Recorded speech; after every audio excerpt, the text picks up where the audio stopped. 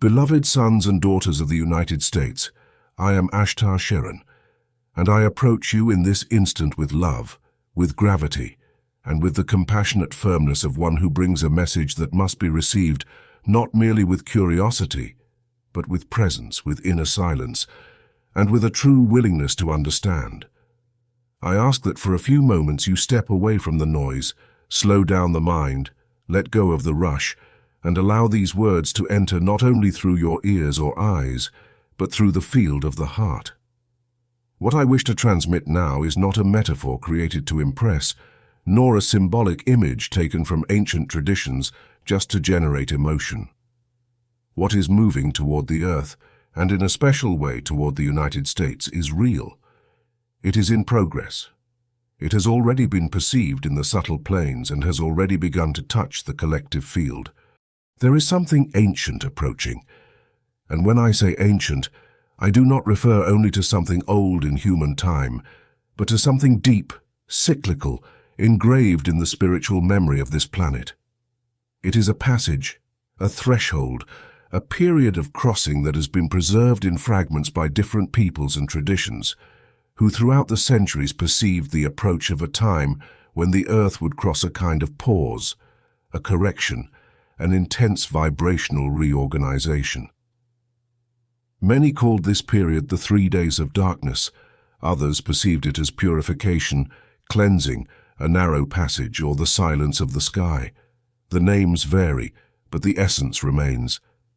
I come now with preparation you need to start considering right now, especially in the United States, because the field of this nation will play a vital role in the way this crossing will be lived and experienced by all souls. Listen with attention and calm. What is about to be crossed is not a punishment launched against humanity. It is not celestial vengeance or spiritual retaliation for human failures.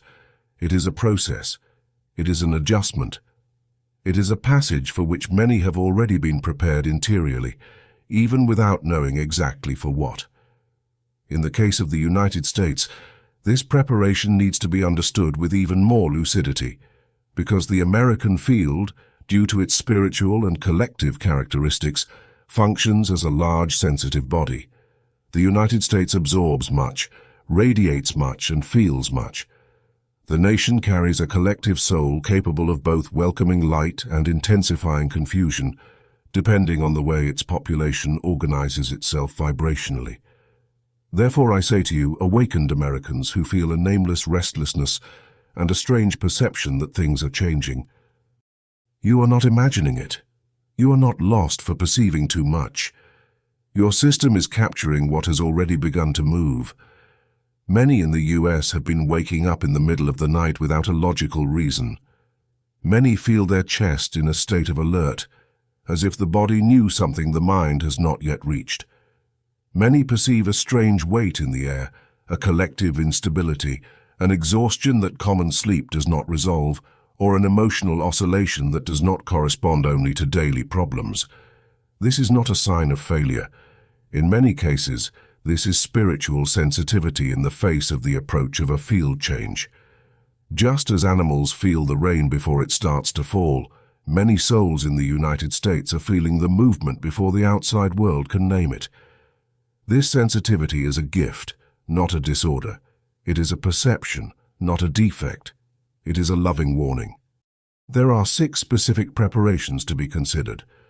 The first is to close the windows, seal the windows and doors in a conscious way when this period approaches and the signs are clear.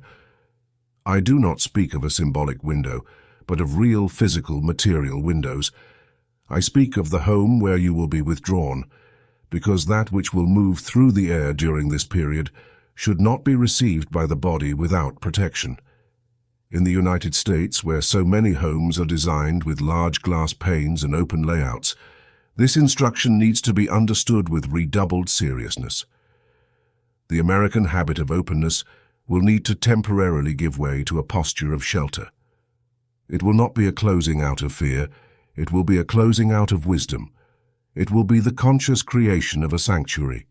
Simplicity is part of the truth. Sometimes that which protects is the most basic gesture. The United States is a land accustomed to external action. But now it will be necessary to unite intuition with discipline and practical action. Preparation is not separate from protection. It initiates it. The moment you decide to organize your house, take care of your environment, and choose what enters your space, you begin to alter the frequency of the home. You inform your nervous system and your energetic field that an awakened consciousness exists there. Allow me to deepen what these 3 days of darkness represent. They are a crossing of frequency correction. Think of a large vessel crossing a narrow channel in a delicate tide, requiring precision and balance. The Earth enters a vibrational corridor that affects light, air density, and the perception of time. During this passage, a deep reboot touches everything that breathes. In spiritual terms, this is a reorganization. In the United States, this reorganization will find a nation that is deeply active and sensitive to field movements. This means that what in some places will be lived with a mental tone, here may be lived with an enormous impact on the emotional and familial environment. The American carries in their own body the tensions of the collective. Therefore, I insist that the preparation of the house, water, light, prayer, and inner peace will have an immense importance here. It is a nation of exposed heart. When organized, it becomes a source of light, but when disorganized, it amplifies chaos.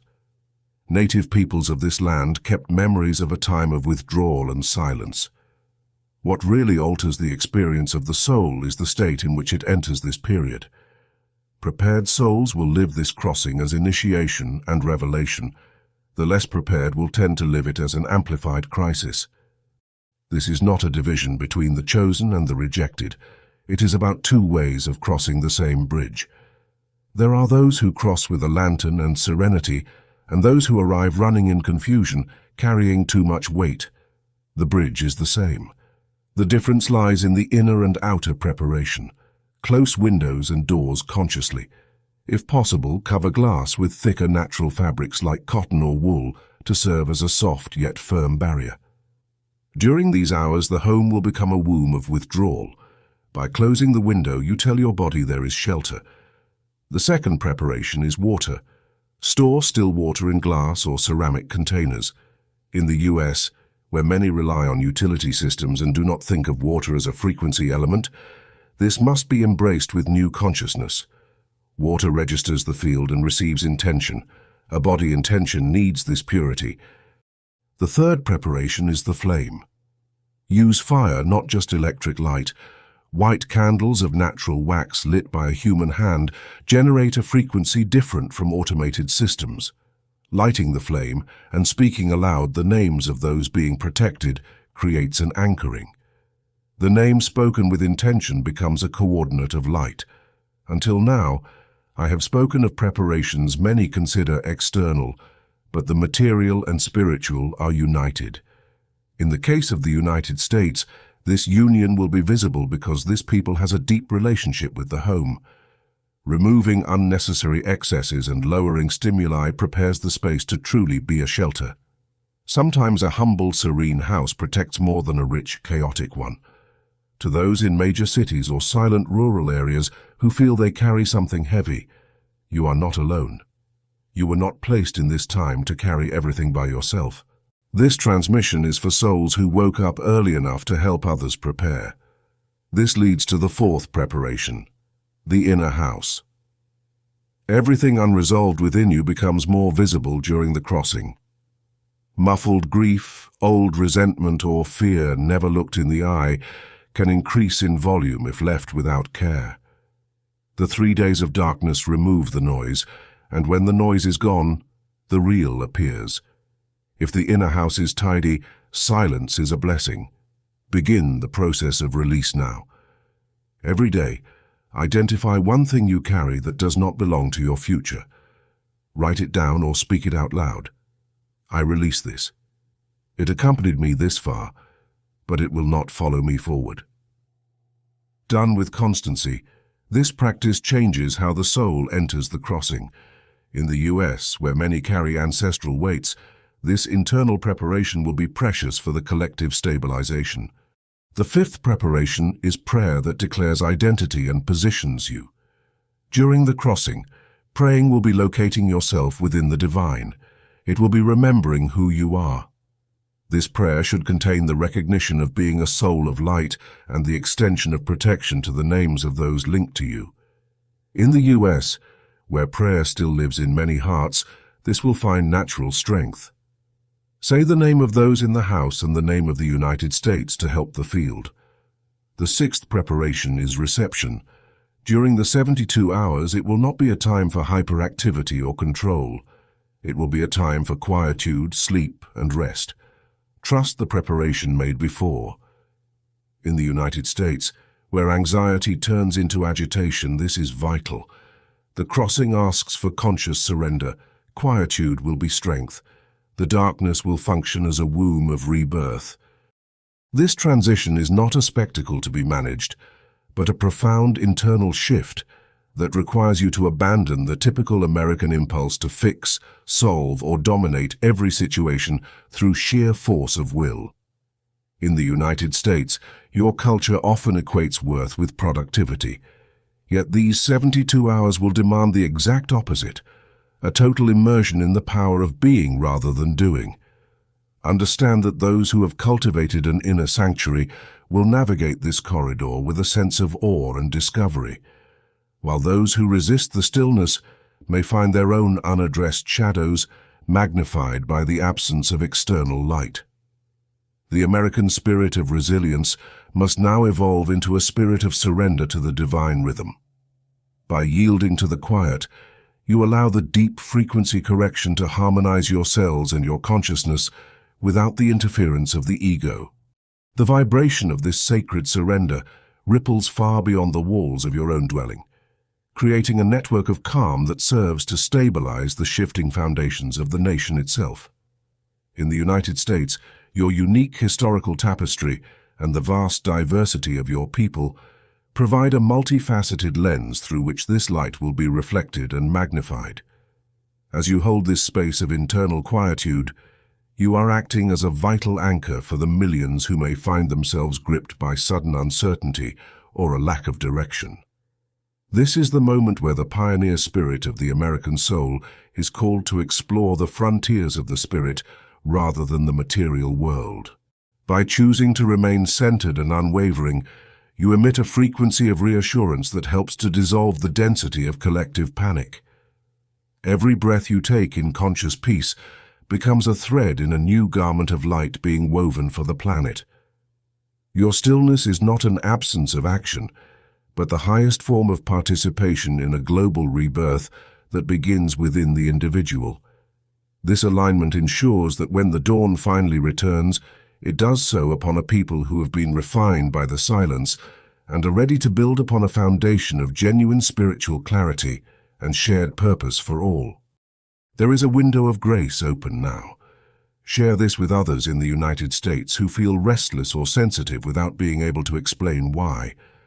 To the older ones, you are the axis of peace for those without stability. To the younger ones, learning to support the silence and return to the simple will be your revolution. If you wake between 2 a.m. and 4 a.m., do not discard it as a disturbance.